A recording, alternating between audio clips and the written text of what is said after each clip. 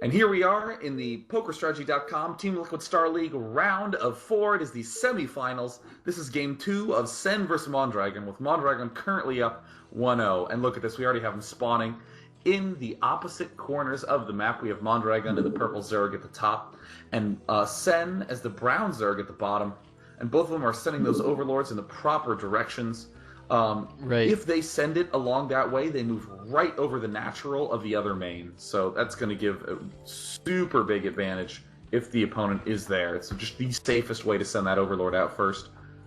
And I always feel like that's one of the telling tales of if someone understands the Zerg race, if they're scouting with their overlords properly. Because a lot of people, as we mentioned before, we even saw Rhett do it, was they just send their overlords kind of blindly to whatever base they feel like at the time. But there is a proper scouting pattern that's going to make your build safer against a variety of other builds. And we're seeing them both doing it here because you're going to see, one, is he 12 hatching? Two, are there Zerglings coming out of the main?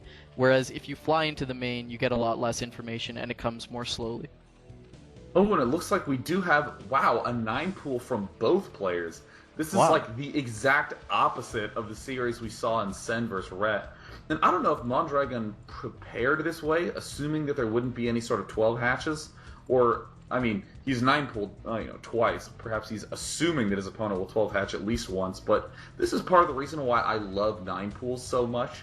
It makes the game all reliant on the micro of your Zerglings and your ability to put a ton of pressure on your opponent, because there's a lot of people out there who think that Zerg vs. Zerg is just a coin flip, and they use this weird imaginary term called a build order win, which I firmly don't believe in. There's no such thing as build order wins. There's just incredibly risky builds that screw up, Because, for instance, if I'm 9 pooling and you're 12 pooling, I actually love that situation because I know how to put pressure on you, force you to make more Zerglings than you want to, and all that really happens is that my Spire's ahead. And sure, you have an extra drone for more minerals, but I don't care. I'm 1 hatch Mutalisk King. I don't care if you have the extra minerals. You're not even going to have quite enough to get the second hatch up. So, I mean, there's a lot of great exploits that we can see players do, so I'm very excited to see these experienced players do that against one another here, with both of them 9 pooling, demonstrating how to really get edges in Zerg vs. Zerg.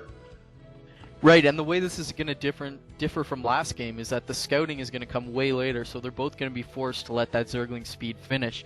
We see they're both doing the proper 9 pool speed build, which is building an Overlord at 8, and then once you get that Zergling speed, taking a drone off. So both doing that. Looks like they're actually going to run right past each other, and this creates a lot of interesting situations where do you come back, do you attack, can you micro on 2 fronts? Mondragon sees it. Look at Mondragon pulling back right now. Looks like Mondragon is going to continue to attack with the 6 Zerglings, but pulling back his reinforcements. This is going to get really interesting really quickly. Mondragon running right in. There's only 2 Zerglings for Sen, and his main has a few Zerglings to defend. Looks like Mondragon's going to be able to defend, and he's actually... Oh my god, Sen is rallying right into Mondragon, losing a lot of Zerglings. Yeah, 4 Zerglings down for Sen. If we go into Sen's main, these Zerglings are doing tons of damage. If we go back to Mondragon's main, Mondragon is down to just 2 Zerglings against 3 for Sen, but back in Sen's main is where the real danger is going on. Mondragon doing tons and tons of damage. Mondragon looks like he was able to defend the 9 pool in his base with pretty much no problem at all. 9 food for Sen against 13 food for Mondragon. Mondragon is way, way ahead in the lead. That's exactly what we were talking about beforehand, that unorthodox situation in Zerg vs. Zerg is where Mondragon's really going to shine. Look at how beautifully he managed, like, 2 counterattacks going on at the same time. Right, it looks like Sen just wasn't up to the task of multitasking there. I'm surprised he screwed up his rallies. That's a big deal. And now Mondragon can either try to finish with Zerglings right now, where Sen is in a pretty big disadvantage. Looks like he's going to push up, going to win this Zergling battle pretty cleanly, but Sen reinforcing, going to take out the Zerglings, so he's going to live. But the problem here for Sen is that Mondragon's Spire is at about 300 HP at this point, and Sen can only really hope to do some damage with Zerglings or slowly grind back into the game, but I can't really see him letting that Spire finish and being able to get back in with Mutalisks. So here's the key position for Mondragon right now. He really does need to make quite a few Zerglings in order to stay alive. He did that harassment just about 10 seconds ago where he was trying to break Sen's front, and he lost a few too many Zerglings. And a lot of players do that attack and think, oh, okay, I'm done with the attacking, and then I'm just going to, wait for Mutalisks and win. But they don't make enough Zerglings. And look at Sen trying to get up here. If Mondragon cut any of those Zerglings that he had made just then, Sen would be able to break the front. Look at that beautiful control by Mondragon picking off those Zerglings. And the Spire is just about to finish, and bam, it's done. 2 Mutalisks immediately popping out for Mondragon. Right, and looking at Sen, he's still making Zerglings, still rallying them. His Spire not complete, he's putting drones back on, but I think, it looks like he's only got 3 drones, so I don't think that's enough to support pure Mutalisk production. I think you're going to need closer to four drones on minerals. So the longer the game goes, the more trouble Sen's going to be. That's pretty much an obvious statement. Looks like he's trying to break the front. There might be a timing here when Mondragon is trying to make Mutalisk that Sen can get up, but he's got to get up now before this Muta comes out. It's just going to keep dealing more and more and more damage, and looks like the attack is over for Sen as he's retreating back to his main. I love how safely Mondragon is playing this out, because I don't know if we didn't get the chance to discuss this, but Mondragon actually started to build a creep colony and then canceled it. That really demonstrates, he had more Zerglings, he had his ramp, his Mutalisks were being made, and he still knows how dangerous it is to just lose a Zergling versus Zergling battle at your choke. So he was preparing for that, and only after he gets really solid control of his ramp with Mutalisk was he comfortable to really cancel that. So now we're going to have to see some beautiful Mutalisk micro by Mondragon. Oh, look, the Scourge just danced right past. Let's see if he can pick it off. I've never actually seen Mondragon execute that sort of nice Muta micro, but one Scourge hits. And second one coming up. Oh, wasn't that pretty? I like this Overlord at the bottom left. There were a few Zerglings hanging out there for Mondragon. I don't know where he's put them now. Maybe he's recalled them back, or he sent them into the main. It looks like they got taken out. But I like that just leaving that behind. So if Sen moves out, 2 Zerglings in your main when you're not paying attention will just carve up all the drones. And that's a really nice experienced Zerg move there. Mondragon now attacking when the timing to make his next Overlord is coming. So his army is maximized. Looks like he doesn't want to move in, but I mean, what can Sen do? The longer the game goes, the more trouble he's in. He can't afford to make another drone. He can't afford pure Mutalisk production. He's probably going to lose his first Mutalisk battle and hence lose the game. Yeah, and here comes really Sen just needs to have perfect control with these Mutalisks. But weird, Mondragon didn't quite whip back around and take out those Scourge. Oh, but Mondragon does have the opportunity to maybe kill off some Overlords, but Mondragon's playing very safe, worrying about Zerglings at the front. And look at the center of the map. Look at these beautifully positioned purple Overlords, just covering this big, wide triangle in the center, making sure no Zerglings can pop in without him noticing, or even any Mutalisks really get in without him noticing. Mondragon just gently letting his advantage play itself out, because if we go into Mondragon's main, he is at about 3,400 gas, and if we go into Sen's base, he's just under 3,800 gas, so a lot more gas being mined by Mondragon. Right, and if we look at the composition of Sen's army, it's only a few Mutalisks. I'm going to say there's about 4 there, and the rest is all Scourge, whereas Mondragon is playing with largely Mutalisks, just 2 Scourge sprinkled in there. And Scourge are more effective in smaller numbers. When you have to clone them more and more, and the splash damage from Mutalisks become, stronger as there's more Mutalisks and more Scourge. So if it was up to Sen, he'd want to attack now, and here it comes. Mondragon flying right in. He's got those Mutalisks grouped right up, doing some okay micro, but taking a lot of damage, actually. Yeah, Looks like he wants to engage now, and Sen, is he equal to the task? He's got to pick his spot to fight now, getting a good shot there, and here they go dancing in. Scourge reinforcing. I don't like this spot for Mondragon. I'd like him to get out of there. He's taking a lot of damage, actually.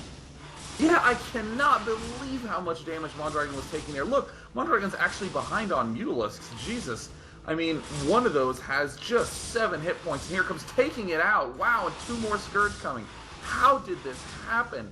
That was just horrendous control against those Scourge. Oh, man, and look, Mondragon might actually risk equalizing this game right now. Yeah, this is trouble. He should not be engaging with that few Mutalisks, especially with Sen reinforcing with Scourge. And if we look in Sen's main, he's actually taken this time to produce a single drone, and that may not seem like a big deal, but it really is, because before he had to keep producing Mutalisks. Now he's got a little bit of an advantage. He can build a drone. That means he can produce Mutalisks more quickly and gives him more of a chance to get back in the game if this game drags out any longer. Yeah, and I mean, even though Sen briefly had a Mutalisk advantage there. Mondragon is just pulling back and letting all those Mutalisks heal, and we're seeing that Mondragon has just now barely broached the 300 mineral range, so he can probably take an expansion relatively soon. Still just 4 drones in Sen's base, so Sen is definitely feeling at least a little bit uncomfortable at this point, because there's really no opportunity for him to expand. He needs to just find a timing window and go for it. Right, Mondragon putting down his expansion now, and this is always my nightmare as Zerg. If I'm behind a little bit in Mutalisk numbers and my opponent expands as opposed to just running into my Scourge, then I feel really uncomfortable. And it looks like Sen's idea to equalize this is making a lot of Scourge, making those gas-heavy units, saving his minerals up. And here he goes. He spends a Scourge on the Overlord. That is not what he wanted to do. Really should not be doing that. I don't know why he's grouping a Scourge with his Mutalisk. We can see the Scourge are following the Mutalisk around, whereas there's one actually grouped with them. I'm not really familiar with what he's trying to accomplish there, but it didn't work out there as he wastes one on the Overlord. Yeah, sometimes it can be useful to throw a Scourge into the Mutapack, just because it's very easy to snipe. I mean, as we're seeing Sen's Mutalisk go north, look at how difficult it is to pick off that Scourge right there. And a lot of times when you're doing the micro to kill Scourge, you're hitting the patrol button at this very key angle in between your Mutalisk and your opponent's Scourge in order to kill it off. And with it in the pack like that, your Mutalisk will actually just fire and glitch out and only hit your opponent's Mutalisk, which is going to be ideal in that spot. So we see the expansion hatchery of Mondragon going up. He's at the timing again. He's got to wait for an Overlord. None building now. It looks like he's making it as natural. Sen deciding to move in a little bit here. Oh, here comes Mondragon chasing him in. Oh, a lot of Scourge getting hit on Sen's Mutalisk. Mondragon doing some good micro here this time. Only a few Scourge left for Sen. They're glitching out. You see how they keep going backwards. That's a function of how Mondragon is microing. And there it is. He finally displays that Mutalisk micro, taking Sen down in game 2. Jesus, Mondragon is currently up 2-0. I mean, I remember someone was asking me what my favorite part of TSL is, and personally, I am loving seeing how Mondragon is just continuing to step up his play every round. You know, it looked a little bit sloppy in the round of 16, but then against Phoenix, all those holes got cleaned up, and he had this phenomenal macro and was just hitting everything. The timing was beautiful, and here we see him in Zerg vs. Zerg, a matchup we haven't seen him play yet, but still executing just incredible builds, amazing crisis management, and he's now just one game away from the finals to be up against Noni. And I think the reason people really like Mondragon is they're kind of tired of that robotic player who copies pro gamers, you know, hits all the timing windows, and is just, you know, gonna do this, and then I'm gonna harass, and then I'm gonna do this, and then gets a little bit outside his comfort zone and falls apart. Well, I mean, Mondragon is more that, you know, when they have it's basically the machine against the mind. And Mondragon is more of the mind player, and as StarCraft continues down its evolution and people become more familiar with the game, these players are becoming fewer and fewer. And personally, that's why I really like Mondragon's play, because I can see things I've never seen before, but he always makes them viable. Yeah, and I mean, coming up right now, we have just another very tough map in Zerg vs. Zerg, Outsider. Your natural is a little more tucked away, so I am even more confident that we will see some sort of early expand by at least one of the players. But the thing that I think makes this map so difficult is how the later stages of the game play out, with anyone being able to get that infamous double gas along the outside ring area. But in the early game, I think the most important thing we're going to see is how the players treat their overlords, because it's very easy to get an Overlord just hanging out on the wrong side of the map when your opponents get Mutalisks, and it's a big danger to lose that early on. Right, if you lose that to the first Mutalisk groups and you get in red supply when he's looking to attack with his Mutalisk, I mean, that can spell the game right there. So it's going to be interesting, as you say, to see not only how they open, how they're scouting, and I really want to see this game go a little bit longer, because that's where we really see Brilliance shine through on this map in ZVZ, in terms of which expansion are you going to take, how are you going to defend your expansions when they're spread out all across the map. So if we want to see an interesting ZVZ, this may be it. This is Game 3 with Mondragon looking to sweep. Let's see if he can do it in Game 3.